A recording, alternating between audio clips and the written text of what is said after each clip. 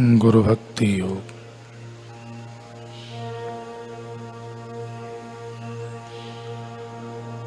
गुरु का ध्यान एक रहस्यमय सीढ़ी है जो शिष्य को पृथ्वी पर से स्वर्ग में ले जाती है। गुरु के चरण कमल का ध्यान किए बिना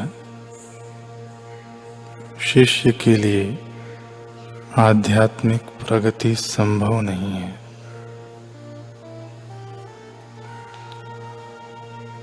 गुरु का नियमित ध्यान करने से आत्मज्ञान के प्रदेश खुल जाते हैं।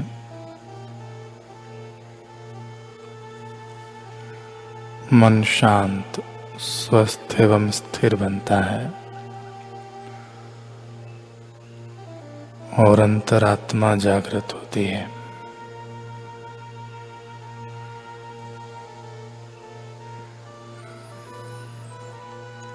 शिष्य जब गुरु के चरण कमल का ध्यान करता है तब संशय अपने आप नष्ट हो जाते हैं। शिष्य जब गुरु की सुरक्षा में होता है तब कोई भी वस्तु उसके मन को क्षुभित नहीं कर सकती। आप अगर अपने मन को बाह्य पदार्थों में से खींचकर सतत ध्यान के द्वारा गुरु के चरण कमल में लगाओगे तो आपके तमाम दुख नष्ट हो जाएंगे। गुरु का ध्यान करना यह तमाम मानवीय दुखों का नाश करने का एकमात्र उपाय है।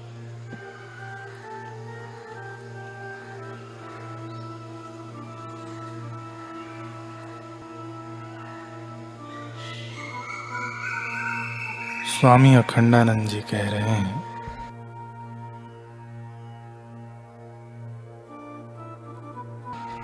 लोग डॉक्टरी सीखते हैं बड़े डॉक्टर के साथ रहकर, वकालत सीखते हैं बड़े वकील के साथ रहकर।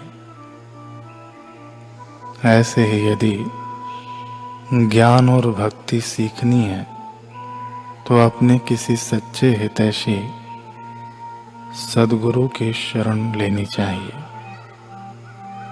उनका वरण करना चाहिए। दूसरी बात यह है कि आप अपने को सबसे बड़ा बुद्धिमान मानते हो तो कितना बड़ा अहंकार है आपके मन में कि हम सब कुछ जानते हैं।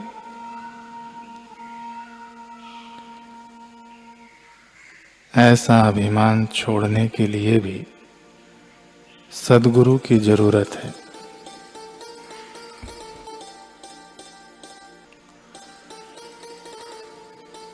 सहायता पाने के लिए भी सद्गुरु की जरूरत है।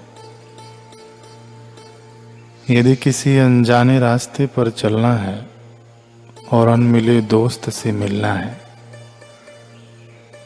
तो उसमें रास्ता बताने वाले जरूर चाहिए, नहीं तो व्यक्ति भटक जाता है।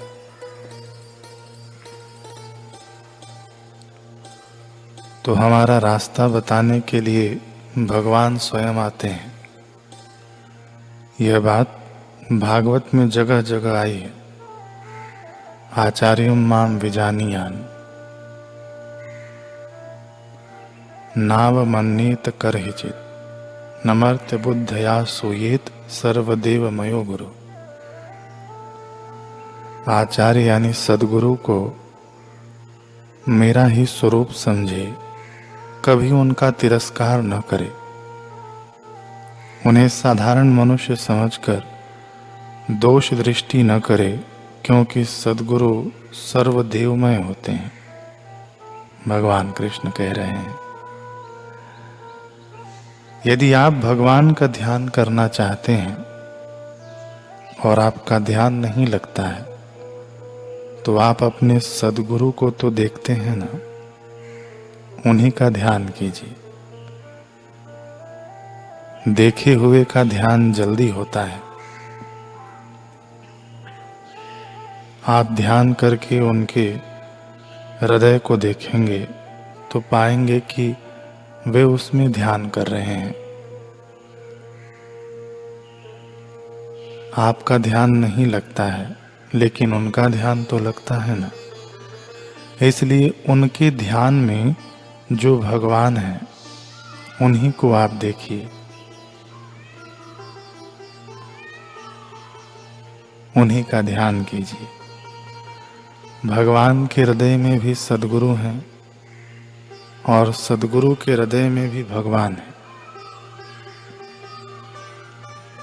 इस प्रकार आप 10 सीढ़ी भीतर चलिए, फिर आप दुनिया को भूल जाएंगे और भगवान ही भगवान बने रहेंगे।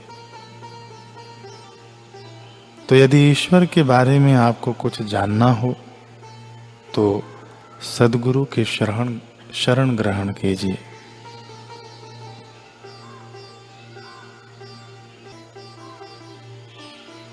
किसी ने पूछा क्या है गुरु सेवा, तो सेवा की बात तो ऐसी है कि जो सद्गुरु की बुद्धि है, दृष्टि है, उनसे हमारी बुद्धि, हमारी दृष्टि मिल जाए। सद्गुरु के दिल से हमारा दिल मिल जाए। वे जहाँ निज स्वरूप भगवत स्वरूप में बैठे हैं, वहीं हम जाकर बैठे। सद्गुरु की सबसे बड़ी सेवा यही होगी कि सद्गुरु जिस भगवान के पास बैठे हैं उसी के पास आप भी बैठे, अर्थात उनकी जिस अंतरात्म परमात्म देव में स्थिति है उसी में आप स्थिति पाइए। और सद्गुरु अपनी दृष्टि से जिसको देख रहे हैं उसको आप भी देखें। जो उनको अनुभव हो रहा है वही अनुभव आप भी करें। इससे बढ़कर सद्गुरु की कोई दूसरी सेवा हो ही नहीं सकती।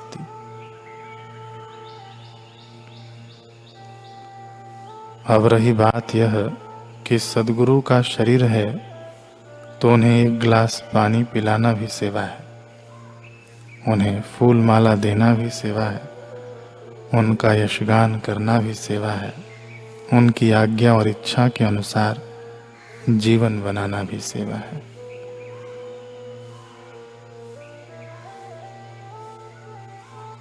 तो सतशिष्य इन सेवाओं का आधार लेकर अपने निज स्वरूप आत्म स्वरूप में भगवत रूप हो जाता है, टिक कर गुरु रूप हो जाता है।